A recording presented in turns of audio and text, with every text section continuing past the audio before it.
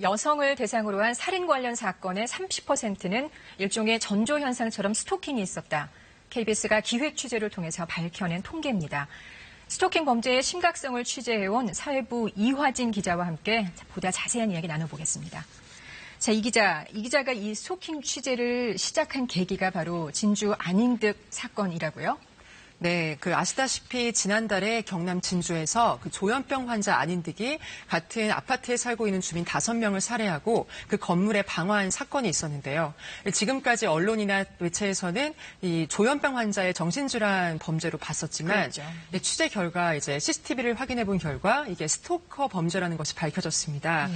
실제로 안인득에 희생된 그 위층에 살고 있던 18살 여고생 최양의 경우에는 그 범행 전 1년 가까이 지속적인 스토킹이 있었다는 것이 확인이 됐고요. 네. 그것이 이제 저희가 이제 스토킹 기획 취재를 하게 된 계기인데 그 범행 한 달 전에 촬영된 이 CCTV 영상을 그 피해자 가족들이 함께 보는 모습도 저희가 보도해드렸습니다. 네. 그 영상 함께 보시겠습니다. 네. 바로 따라오는 쏘쏘나 이거 봐라. 바로 따라오네. 기내 그 아저씨 기내 봐라. 맞네. 세상에. 나 진짜 아슬아슬할 뻔했다. 이거 경찰서 갖다 주고 와라 파출소에. 잡힐 뻔했네. 아이고 세상에. 이렇게 치면 나 운이 좋았다. 사실 이 영상을 여러 번 보긴 했는데 또 가족들의 목소리랑 같이 들으니까 고 최양이 얼마나 그동안 지속적으로 장기간 이 스토킹의 위협을 받고 있었는지 그런 게 느껴지네요. 그래서 이 기자가 이 사건을 계기로 해서 여성 스토킹 범죄에 대해서 보도를 했는데요. 특이한 게 판결문을 분석을 했어요. 네, 막상 스토킹 취재를 시작하려고 보니까 그 살인이랑 스토커 간의 상관관계를 규명한 어떤 통계 자료가 없었습니다. 네. 그래서 저희는 이제 법원 판결문을 보면 네. 살인이나 살인미수의 경우에는 그 범행의 원인이나 행태가 자세히 써 있는 경우가 많은데 네. 이제 그것을 포착해서 저희가 모든 것을 확인해 보기 시작했습니다. 네. 지난해 2018년 1심 선고가 났던 살인이나 살인미수 키워드가 들어간 사건 381건을 받아서 저희가 모두 읽어봤는데요. 네. 놀랐을 정도로 여성을 상대로 한 살인이나 또 여성을 상대로 한 살인미수 사건의 30% 이상 가량이 그 사건 이전에 모두 스토킹 범죄가 마치 전조 증상처럼 있었다는 게 확인이 됐습니다. 네.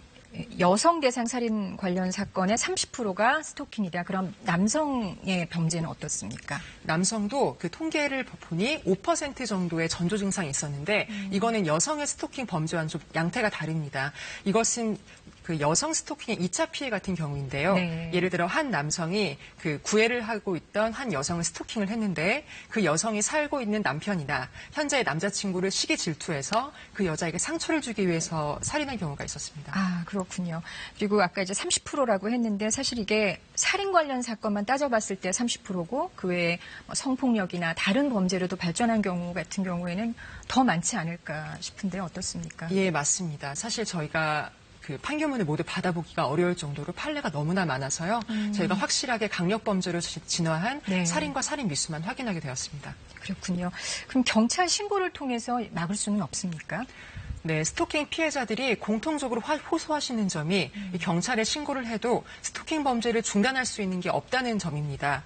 그 처벌이 약할 뿐만 아니라 경찰에 신고해도 그 조처가 좀 미비한데요. 네. 그 앞서 보셨던 안인득에게 살해당한 여고생 최양의 CCTV 같은 경우에도 그 가족분들이 직접 집 앞에 CCTV를 달고 그 녹화된 것을 직접 갖다 주시고 그리고 수차례 이전에도 스토킹이 있다고 신고를 하셨지만 대처가 없었는데요.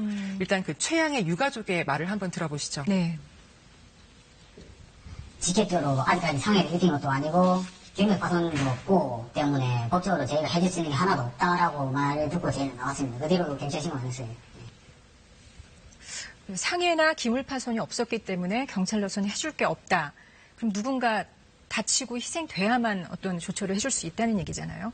예, 맞습니다. 왜냐하면 지금 우리나라에는 스토킹 자체를 처벌할 수 있는 자체 규정이 없기 때문인데요. 네. 아까 말씀하셨듯이 폭행이나 주거침입 같은 물리적으로 보이는 사건 같은 경우에는 범죄로 처리할 수 있지만 네. 그것이 배제된 스토킹의 경우에는 경범죄로 처리가 돼서 벌금 8만 원만 내게 되는데요. 8만 원이요? 좀 쉽게 말씀드리면 저희가 콘서트 티켓을 불법으로 앞에서 구매하는 암표 판매의 경우에는 16만 원의 벌칙금을 내게 돼 있는데요. 거기에 딱 절반 수준입니다. 아, 그렇군요. 그래서 전문 전문가들은 이 스토킹에 대한 처벌을 대폭 강화해야 된다고 지적하는데요. 네. 네, 전문가 인터뷰 한번 보시겠습니다. 네.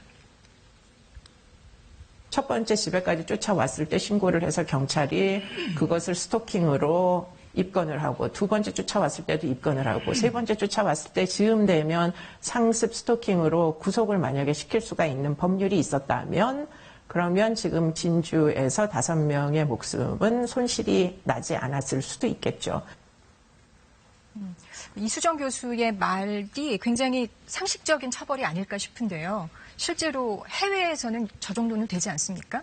해외와 우리나라는 조금 그 사례가 다릅니다. 네. 그 해외는 스토킹을 아예 범죄라고 제대로 규정을 하고 네. 강력한 처벌을 하고 있는데요. 그 대표적인 나라가 미국과 일본입니다. 네.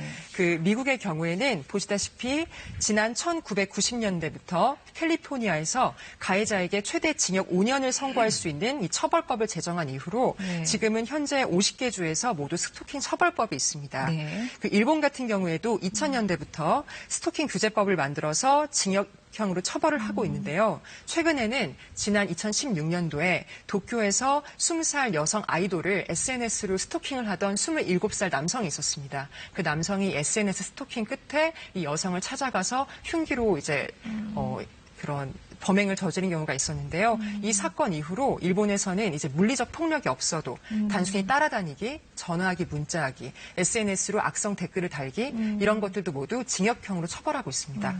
미국과 일본은 스토킹을 적극적으로 징역형으로 처벌을 하고 있습니다. 네. 우리나라는 좀 법제화가 어떻게 진행이 되고 있습니까? 저희 같은 경우에는 정부에서 스토킹이 얼마나 심각한지를 이미 알았기 때문에 지난해 5월에 이미 입법 예고를 한 적이 있습니다. 이게 네. 최대 징역 3년 그리고 최대 벌금 3천만 원에 처하는 스토킹 법인데요. 네. 근데 이런 스토킹에 대해서 어디까지로 스토킹으로 볼 것이냐, 이건 너무 관대하지 않은 것이 아니냐라는 네. 이런 일부의 의견이 있기 때문에 1년이 지났지만 지금까지 발의조차 못하고 있습니다. 또한 국회 같은 경우에는 네. 20대 국회 들어서 의원 입법으로 네. 이미 7건의 스토킹 처벌 법률안이 올라와 있지만 국회의원들의 무관심 속에서 사실상은 통과되지 못하고 있습니다. 그렇군요. 네, 스토킹 처벌 관련 빠른 법 통과 기대해 보겠습니다. 사회부 이화진 기자였습니다.